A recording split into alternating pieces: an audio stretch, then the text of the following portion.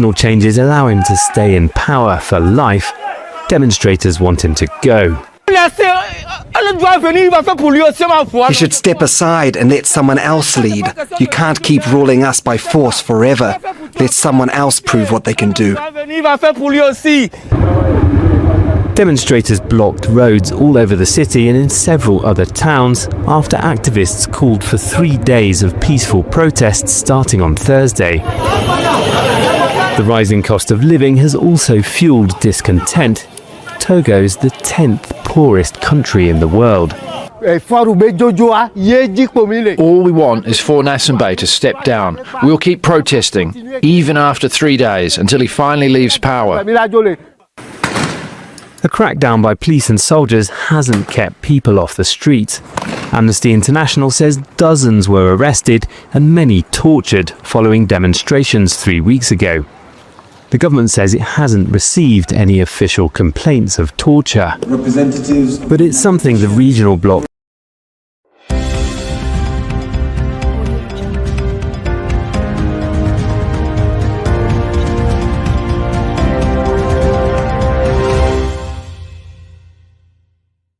Welcome to Stand Up Africa, where we break down real stories, real news, and real voices from across the continent. If you care about Africa's future, want to stay informed, and hear what mainstream media often misses, you're in the right place. Hit that subscribe button and join a growing community that stands up for truth, context, and African perspective. Disclaimer: the content on this channel is for informational and educational use only. We use credible public sources and verified facts to bring you context and clarity. Stand Up Africa does not promote hate, misinformation, or political bias. Our mission is to keep you informed, responsibly and respectfully. ECOWAS has frequently condemned Gnassingbé's government for. His rule followed that of his father, Gnassingbé Eyadema, who was in power for 38 years.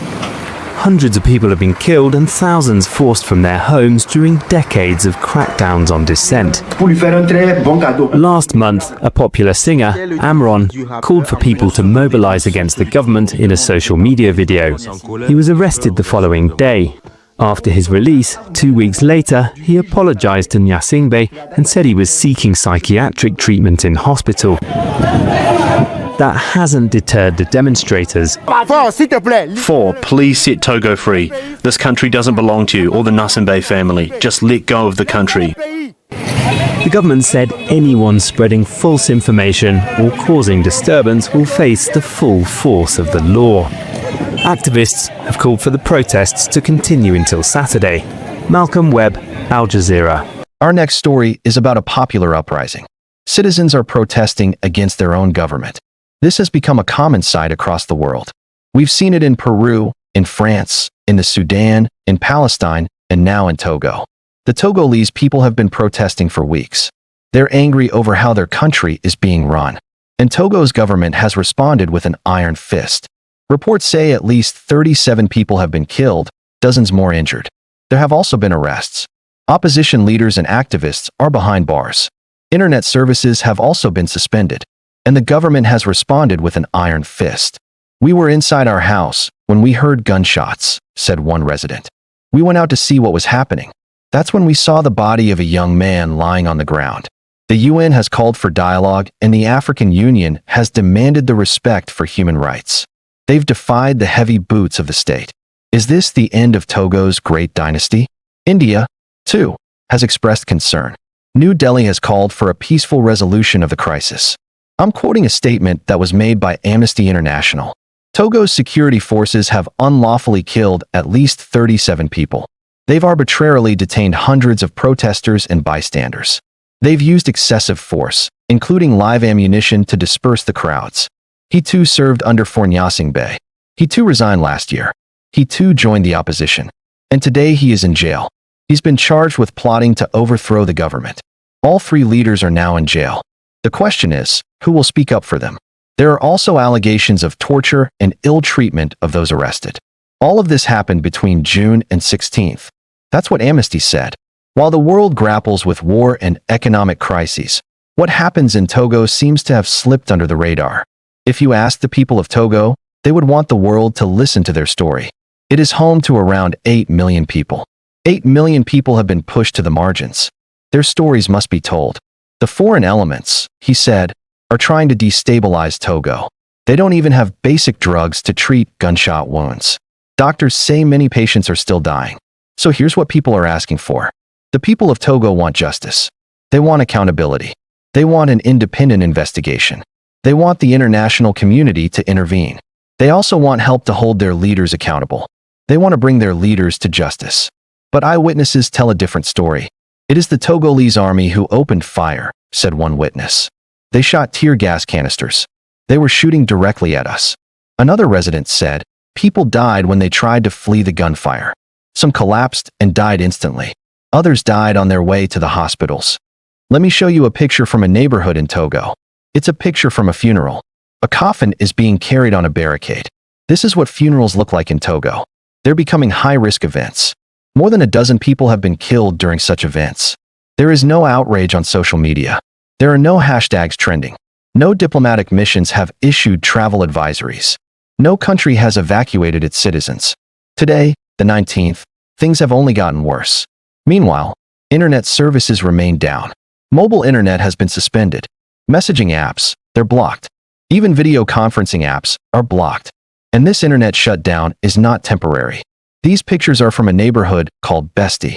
Homes have been burnt, corpses strewn across the floor, blood stains on the walls. This is what the neighborhood looks like right now. Homes have been turned into morgues. People are too afraid to go out. They fear another crackdown. Those who did venture out were carrying coffins. They wanted to bury their dead. But even that has become a risky task. There have been instances of exhumation, of bodies being dug up, of people being killed while trying to bury their dead. It has been going on for almost 3 weeks now. Internet services were suspended on June 8th. Social media platforms have been banned. There's no word yet on when these services will be restored. He was bleeding. There was a group of soldiers nearby. One of the former prime ministers is this man, Nabi Yudi. He served under for Nyasingbe, the current president. He resigned last year, citing differences with the president. Days later, he launched a movement.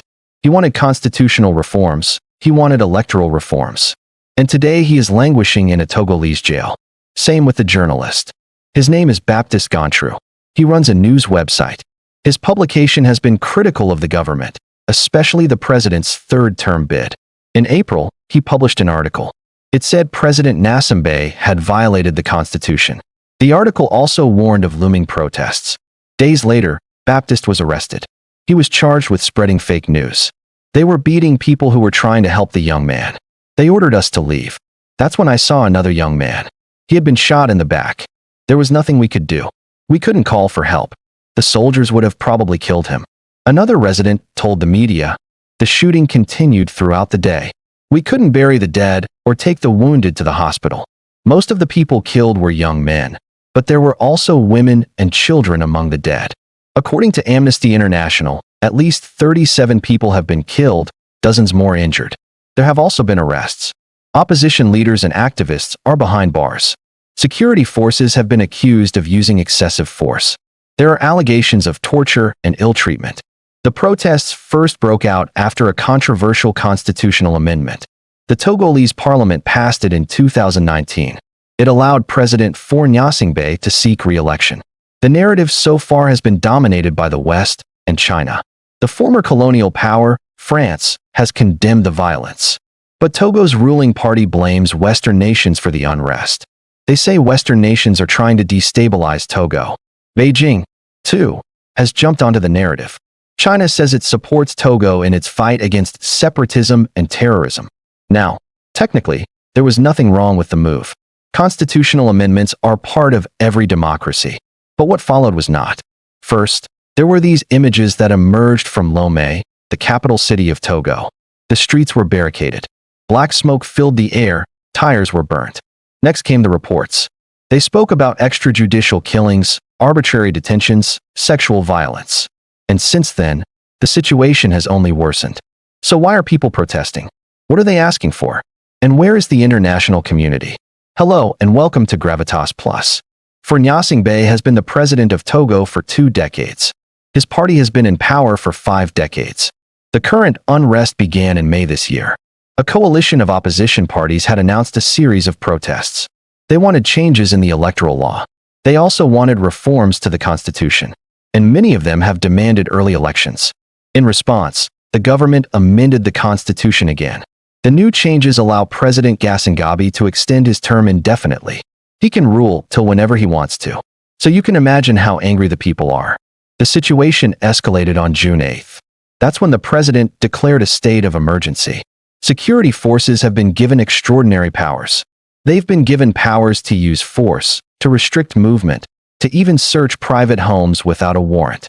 Internet services have also been suspended. The idea is to stop the spread of misinformation. At least that's what the government says. In recent days, the protests have intensified. Demonstrators have blocked roads. They've set up barricades. They've clashed with security forces. We've compiled some eyewitness accounts for you. Listen to what they have to say. These stories have come under sharp focus because they're not getting enough attention. In the midst of all of this, the United Nations has called for restraint. But here's something that the world is watching. For the first time ever, Togo's people have dared to challenge the establishment.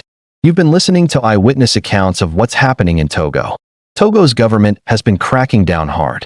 Here's what the internet looks like in Togo right now. It's shut. Social media sites, they're blocked. Let me show you some pictures from Lomé, the capital city. Opposition leaders, meanwhile, have been charged with treason. 2 former prime ministers have been arrested.